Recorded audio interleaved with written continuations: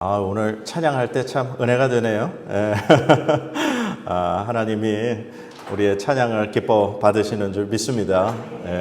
사람의 많고 적음이 중요한 것이 아니라 각각 한 사람 한 사람이 어떠한 마음으로 하나님을 찬양하느냐, 그것이 하나님이 그 찬양을 기쁘게 받으시느냐 받지 않으시느냐 거기 달려있는 것 같아요. 여러분도 혹시 쇼핑 좋아하세요? 물건을 살 때 이렇게 잘 사는 혹시 팁이 있으세요? 제 아내는 보면은 리뷰 많은 순, 인터넷으로 이렇게 쇼핑을 할 때 보면 그 리뷰가 가장 많은 제품을 주로 이렇게 선택하는 것 같더라고요. 또 어떤 분들은 이제 가성비를 따지는 분들이 있어요. 그 물건을 그 돈 주고 샀을 때 그 값어치를 하느냐 마느냐, 그걸 많이 따지죠. 우리가 물건 사다 보면요, 근데 어떤 물건은 비싸게 주고 샀는데 비싼 만큼 값어치 못하는 물건이 있어요. 참 아까워요, 그럴 때. 그런데 또 어떤 물건은 싸게 샀는데 그 값어치 이상을 하는 그런 물건들이 있으면 참 그때 흐뭇하고 기분이 좋은 것 같아요. 저는 요 근래 산 물건 중에서 제일 잘 샀다라고 생각하는 물건이 하나 있어요. 무선 청소기. 제가 집에서 주로 청소를 담당하거든요. 그런데 그 전에 예전에 쓰던 이렇게 줄을 뽑아가지고 코드 꽂아서 이렇게 청소하는 건 늘 번거롭더라고요. 이렇게 막 복잡하고. 근데 무선 청소기를 제가 아내한테 사달라고 그래서 샀어요. 그랬더니 너무 편안한 거예요. 그냥 이렇게 스위치만 누르면 바로 작동이 되니까. 그래서 매일 청소를 합니다. 그래서 참 이 물건은 잘 샀다 하는 생각을 해요. 우리가 물건을 살 때 하여튼 그 물건이 우리가 돈을 지불한 그만큼의 값어치를 하면, 아니면 그것보다 하여튼 조금 더 좋은 값어치를 하면 우리는 참 만족해 합니다. 오늘 성경 말씀에 보니까요, 천국을 예수님이 두 가지로 비유로 말씀을 하고 계세요. 어떤 사람이 밭을 갈다가 그곳에서 우연히 보화를 발견한 거예요.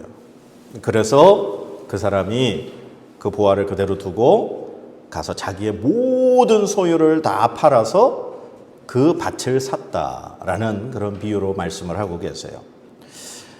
그리고 또 한 가지 비유가 이제 진주를 구하는, 좋은 진주를 구하는 장사의 이야기를 해 주십니다.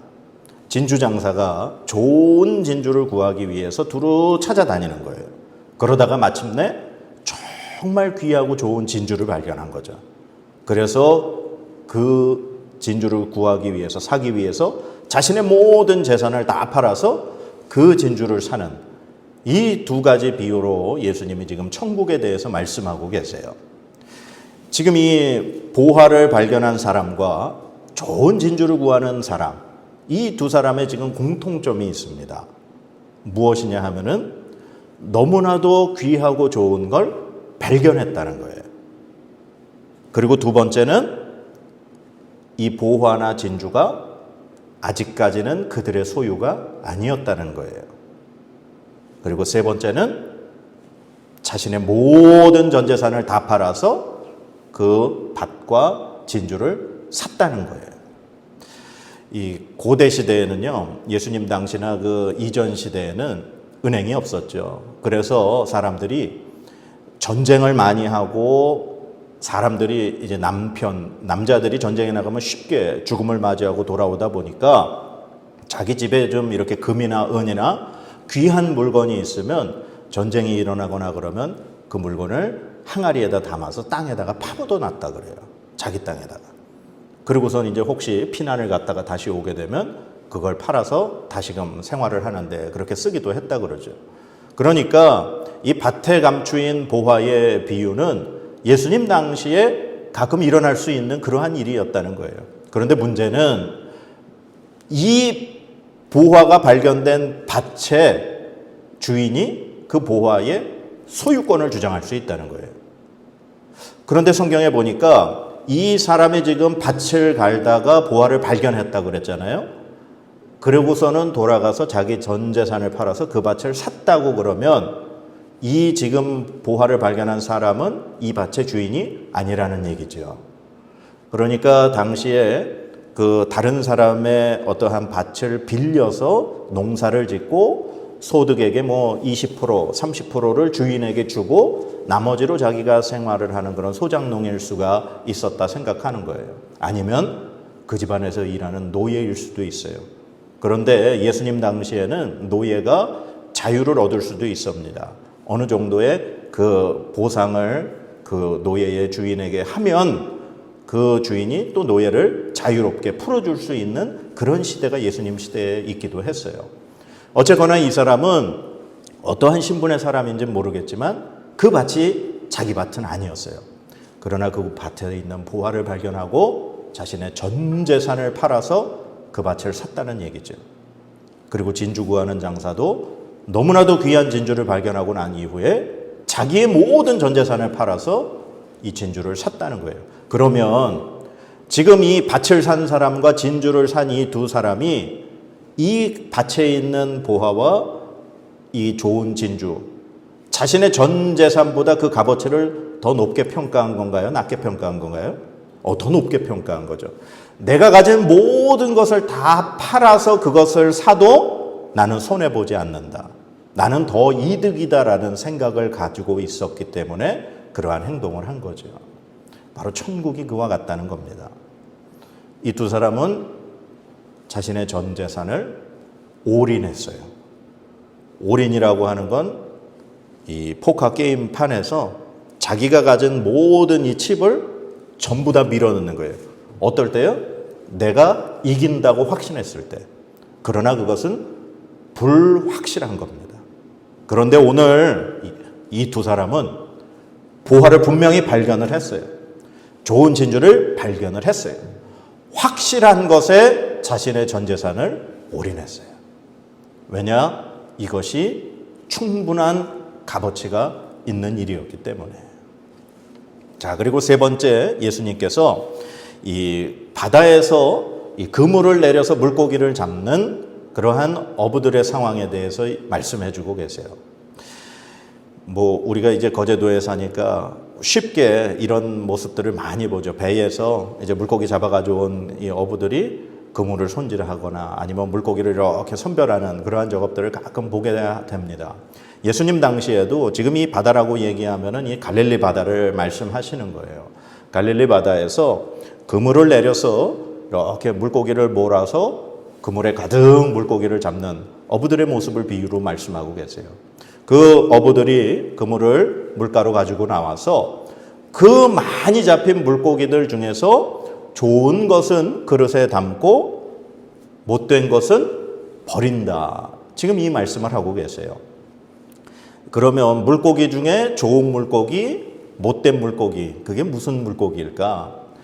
이스라엘 백성들에게, 이 유대인들에게는요, 하나님께서 이 모세오경 율법 가운데 먹을 수 있는 물고기와 먹지 못하는 물고기를 구분해 주셨어요. 그게 이제 레위기 11장에 등장합니다. 물에 있는 모든 것 중에서 너희가 먹을 만한 것은 이것이니 강과 바다와 다른 물에 있는 모든 것 중에서 지느러미와 비늘 있는 것은 너희가 먹되 물에서 움직이는 모든 것과 물에서 사는 모든 것 곧 강과 바다에 있는 것으로서 지느러미와 비늘 없는 모든 것은 너희에게 가증한 것이라. 이렇게 율법에 정해져 있어요. 그러니까 이스라엘 백성들이 아무리 그물을 내리고 물고기를 많이 잡았다 해도 비늘이 없거나 지느러미가 없으면 그것은 그들이 먹을 수 없는 물고기예요. 아무리 크고 뭐 튼실하고 고기가 많다 할지라도 비늘이나 지느러미가 없으면 그것은 부정한 물고기예요. 그것은 버려야 되는 그러한 물고기입니다. 그래서 어부들이 그러한 것들을 구분해내는 그 모습을 말씀해 주시면서 마지막 때에 예수님께서 계속 말씀하셨죠. 추수 때, 그 세상 끝날 마지막 때에 인자와 악인들을 구분해서 악인들을 풀무불에 던져 넣을 것이다. 그들은 그곳에서 슬피 울며 이를 갈게 될 것이다. 예수님 이렇게 말씀해 주고 계세요. 오늘 이 세 가지 비유의 말씀, 밭에서 발견한 보화, 그 다음에 좋은 진주를 구하는 장사, 그리고 그물을 내려 물고기 잡는 이 어부들. 이 세 가지의 비유는요, 예수님께서 제자들에게 해주신 말씀이에요. 이 마태복음 13장이 천국에 대한 7가지 비유의 말씀이라 그랬죠.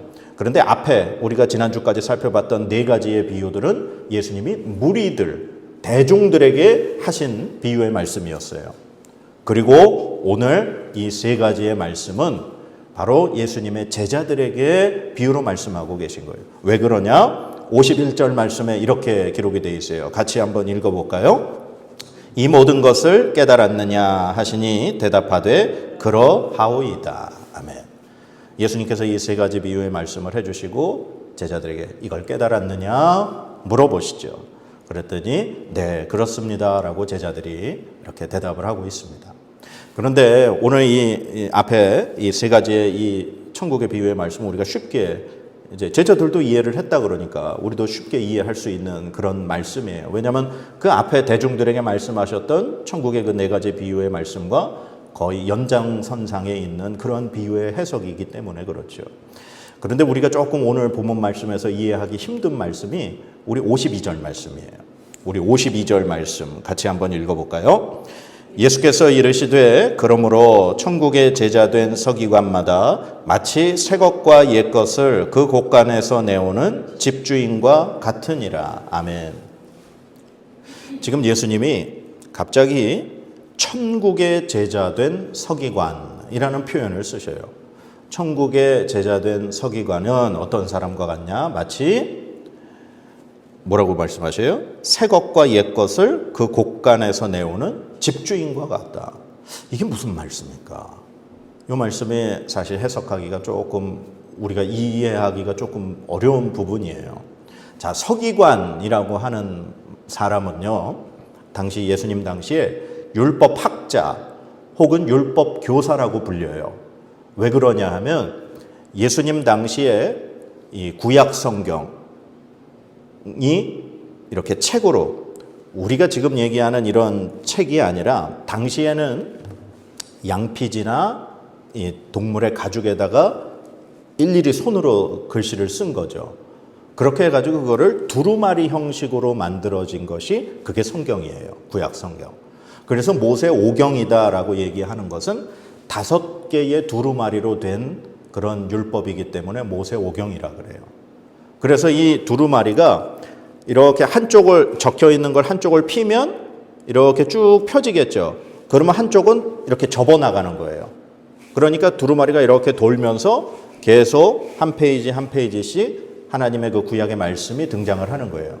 그래서 이 두루마리 성경은 이제 안식일 날 회당에서 회당장이나 이런 율법 학자들이 나와서 그 오늘 이제 펼쳐진 그 두루마리의 성경 말씀을 읽고 그것을 해석하고 가르치고 그렇게 또 이제 보관을 해놨다가 그 다음에 다음 안식일이 되면 그 다음 페이지가 등장을 하겠죠. 그런 식으로 사용이 됐던 게 당시의 이 성경이에요.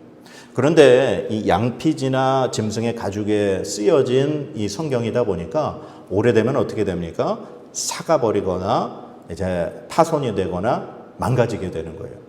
그러면 이 성경, 구약의 성경을 대대로 보존하고 그렇게 만들기 위해서 바로 이 서기관들이 성경을 일일이 다 손으로 글씨로 베껴 쓰는 사람의 직업이 바로 이 서기관이에요. 그러니까 성경을 매일같이 이걸 적는 사람이니까 서기관 하면 당연히 구약 성경의 최고의 권위자, 성경을 잘 아는 사람, 성경을 해석해 줄 수 있는 사람으로 그렇게 백성들은 받아들이고 있었던 거예요. 그런데 예수님이 오늘 그 사람들을 향해서 천국의 제자된 서기관이라는 표현을 쓰셨어요. 서기관은 구약 성경, 구약의 율법의 전문가들인데 천국의 제자가 된 서기관은 마치 새 것과 옛 것을 곳간에서 내오는 집주인과 같다. 그렇게 표현을 하고 계세요. 우리가 여기서 곳간에서 새 것과 옛 것을 내온다라는 표현 때문에 저는 예전에 이 성경을 읽을 때 이 말씀을 들으면 곳간에서 새 것과 옛 것을 내오면 새 거가 좋은 거겠다. 그 생각을 했어요. 우리가 곳간 하면은 우리 이미지 속에 어떤 게 들어있죠? 예, 곡물 창고에서 곡식들이 이렇게 저장되어 있는 것이 우리가 왜 조선시대나 드라마 속에서 보는 곡간의 이미지예요. 그러니까 곡간에서 곡식을 가지고 나오는데 새 것과 옛 것이 있으면 묵은 게 당연히 안 좋겠죠. 새 거, 오래 타작한 그런 곡식들이 더 좋겠죠라는 그런 이미지가 우리 속에 있어요. 그런데 성경에 이 곡간이라고 하는 이 단어가 성경 헬라어 원문에는 우리가 방금 전에 이 밭에서 발견한 보화, 그 보화와 같은 단어예요.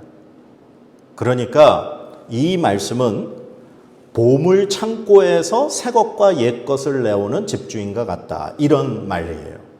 보물 창고에서. 그러면 곡간이 아니라 보물 창고라면 그 보물 창고에는 뭐가 있는 거죠? 보석들이 있겠죠. 그러면 옛 것, 오래된 보석과 새 것, 새 보석과 값어치가 다른가요? 똑같은가요? 오래된 금하고 새 금하고 똑같은가요? 다른가요? 금의 값어치는 똑같죠. 금은 세월이 지나도 값어치가 변하지 않기 때문에 그 값어치가 대대로 인정받는 거예요.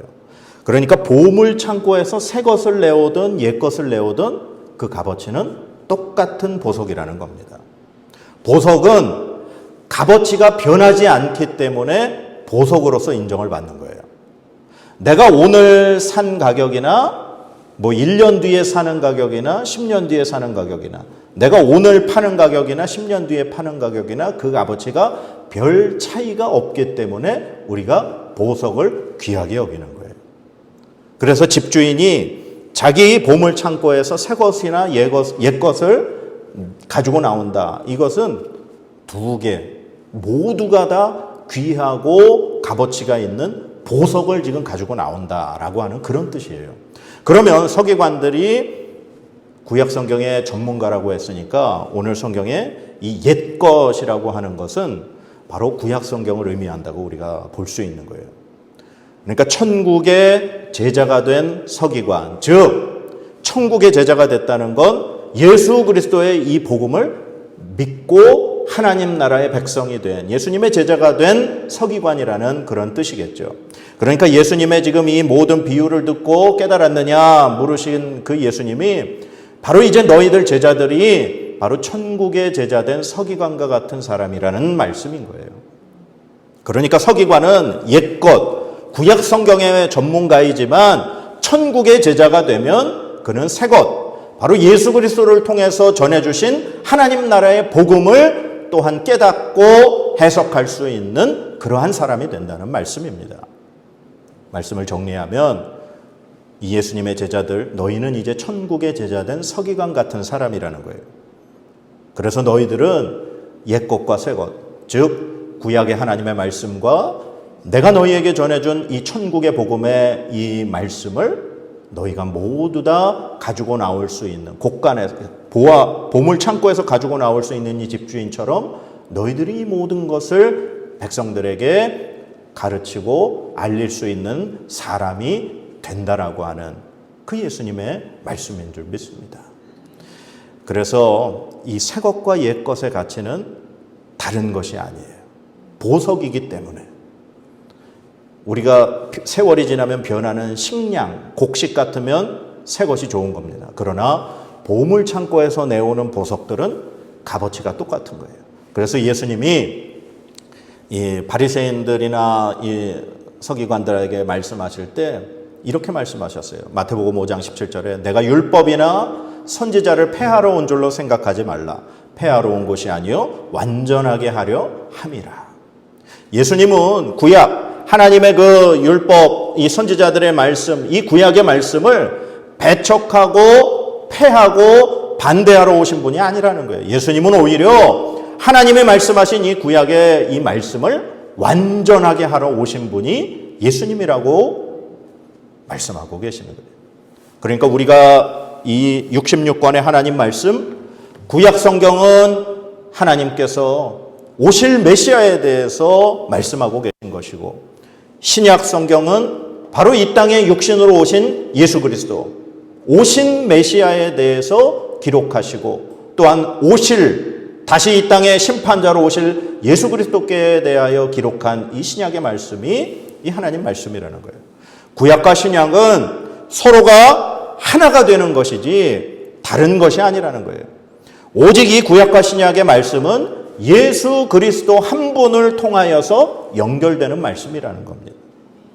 그래서 우리가 이 천국의 제자된 서기관들, 예수님의 제자들이 바로 이러한 구약의 율법뿐만 아니라 이제 예수님을 통하여 들려주신 이 신약의 말씀, 하나님의 그 천국의 비밀의 복음을 이들이 깨달아서 백성들에게 널리 전할 수 있는 구약과 신약, 이 옛것과 새것을 모두에게 보여줄 수 있는 그런 집주인이 바로 너희들이 되어라라고 격려하고 계시는 줄 믿습니다. 그래서 이 사건이 실제로 이루어지는 말씀이 있어요. 그게 사도행전 4장에 나옵니다. 우리 사도행전 4장 한번 찾아보실까요? 사도행전 4장에 보면 베드로와 요한, 예수님의 제자 베드로와 요한이 나면서부터 걷지 못하는 사람을 치유하는 장면이 나옵니다. 그리고 이 사람을 고치고 난 이후에 예루살렘 성전의 솔로몬 행각이라는 곳에서 수많은 사람들에게 복음을 전하고 설교를 하는 장면이 나와요.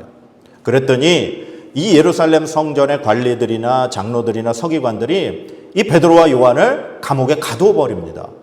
그리고 하룻밤이 지나고 나서 감옥에서 하루를 보내게 하고 난 이후에 두 사람을 불러 세워놓고 니네가 왜 성전에서 이런 복음을 전하고 받아들이지 못할 이런 일을 하느냐 그랬더니 베드로와 요한이 그들 앞에서 담대하게 설교를 하고 그들에게 담대하게 말하는 장면이 나와요. 그랬더니 그들이 어떻게 반응을 하느냐? 사도행전 4장 13절, 14절 말씀 우리 같이 한번 읽어보겠습니다. 사도행전 4장 13절, 14절 말씀 시작. 그들이 베드로와 요한이 담대하게 말함을 보고 그들을 본래 학문 없는 범인으로 알았다가 이상히 여기며 또 전에 예수와 함께 있던 줄도 알고 또 병 나은 사람이 그들과 함께 서 있는 것을 보고 비난할 말이 없는지라. 아멘. 베드로와 요한이 막 구약 성경부터 해서 예수 그리스도의 복음을 올바르게 담대하게 전했더니 대제사장들, 장로들, 서기관들 이 사람들이 베드로와 요한을 보고 할 말이 없는 거예요. 아까도 말씀드렸죠. 서기관들은 구약의 전문가들이라고. 그런데 그 사람들이 베드로가 요한이 구약 성경에서 예언하신 메시아, 그분이 바로 예수 그리스도, 그분이 죽으셨고 부활하셨고 다시 오실 것이다. 그분을 믿어야 한다라고 담대히 얘기했더니 그들이 할 말을 잃어버렸던 거예요. 그들 생각에 베드로와 요한은 갈릴리 출신의 저 촌에 있던 정말 별 볼 일 없는 아무것도 모르는 범인, 그냥 하찮은 사람으로 알았는데 그게 아니었다는 거예요. 그들이 어떻게 이런 일을 할 수 있었습니까?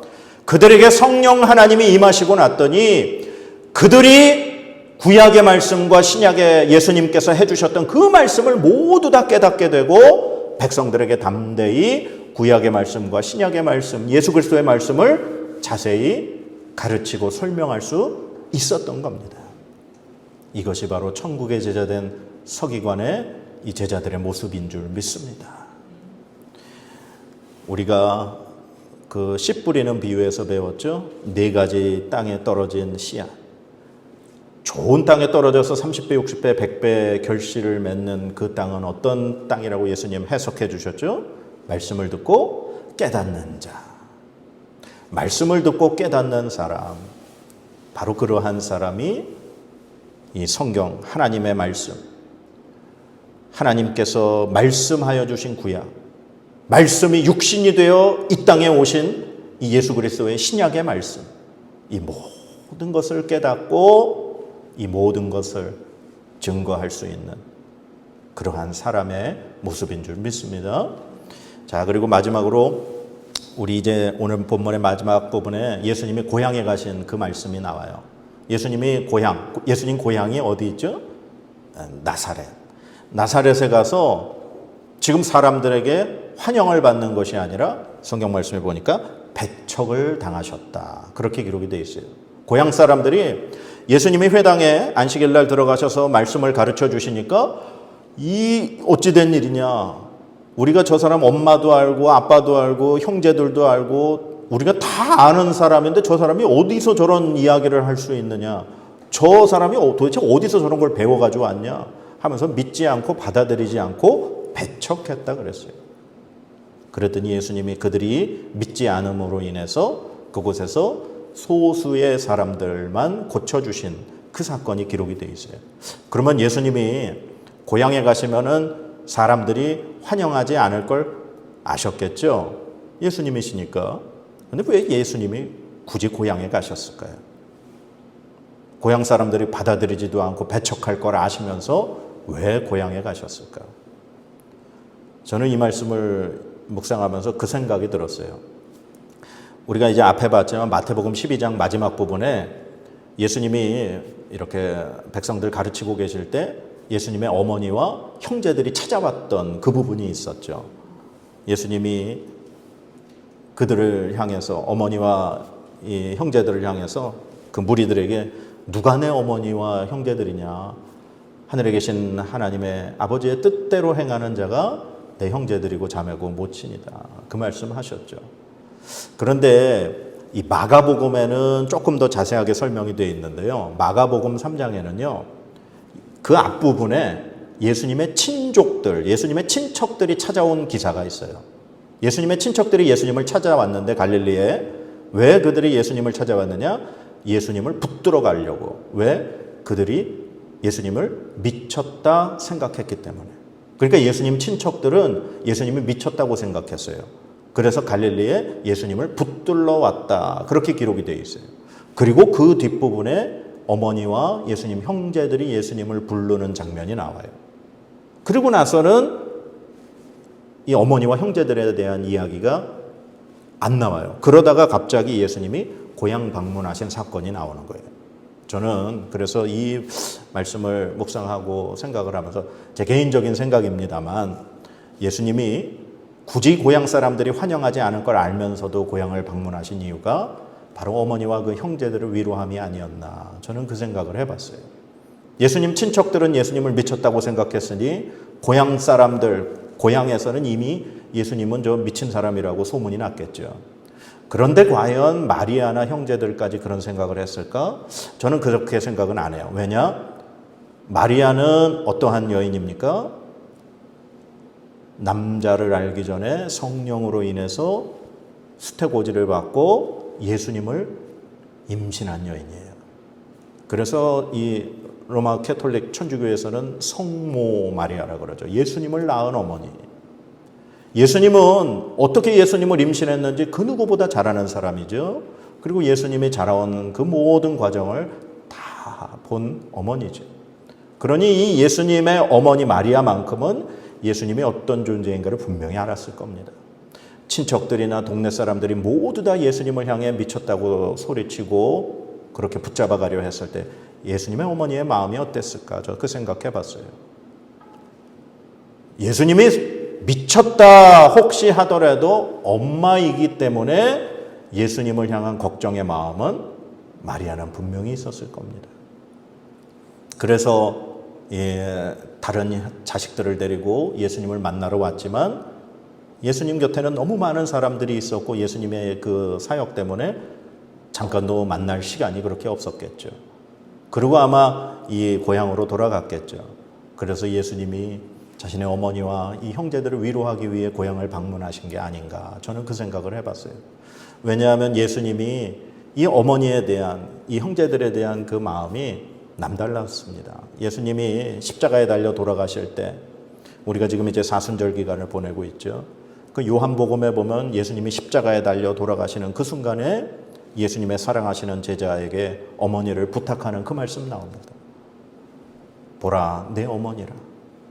그리고 그 어머니에게는 어머니, 저 제자가 어머니의 이제 아들입니다. 그렇게 가족을 부탁하는 그 모습을 볼 수 있어요. 예수님은 그 어떠한 방해, 그 어떠한 비판 속에서도 가족을 향한 그 마음이 분명히 예수님에게 있었기에 저는 고향을 방문하신 게 아닌가 그 생각을 해봤습니다. 자, 오늘 말씀을 정리하면서 오늘 우리 말씀을 보았지만 밭에서 보화를 발견한 사람, 좋은 진주를 구하는 그 진주 장사처럼 우리가 천국은 우리의 모든 것을 다 정말 올인해서 소유해야 할 만큼 그 이상의 값어치를 가진 것이 천국인 줄 믿습니다. 하나님 나라의 백성, 하나님과 함께 살아가는 삶, 우리가 이 땅뿐만 아니라 정말 주님이 말씀하신 세상 끝, 우리 개인적인 세상의 끝이 있을 수 있고 예수님 다시 오시는 이 온 우주적인 세상의 끝이 있을 수 있습니다. 그 이후에 우리가 살게 될 영원한 하나님 나라의 천국의 삶, 바로 이 삶을 위해서 저와 여러분은 우리의 모든 것을 온 마음과 뜻과 정성을 다하여 하나님과 함께 살아가는 삶을 살아야 할 줄 믿습니다. 그리고 천국의 제자된 그 서기관 같이 우리가 말씀을 들을 때마다 성령 하나님께서 우리에게 말씀의 깨달음을 주셔서 그 말씀, 구약에서부터 신약까지 우리가 이 하나님의 말씀을 온전히 증거하고 담대하게 전할 수 있는 그러한 제자의 삶이 되어야 될 줄 믿습니다. 그리고 이 고향 땅에 방문하셨던 예수님의 모습처럼 우리가 이 땅 살아가면서 우리가 어떠한 반대나 어떠한 비판이나 어려움을 당한다 하더라도 우리의 가족들, 우리의 책임져야 할 인간적인 도리를 해야 될 그러한 부분들은 우리가 또 마땅히 하면서 살아야 하는 그러한 사람이 되어야 될 줄 믿습니다. 오늘 이 말씀 통해서 이 모든 하나님의 은혜가 저와 여러분에게 함께 하시기를 간절히 축원합니다. 우리 기도하겠습니다.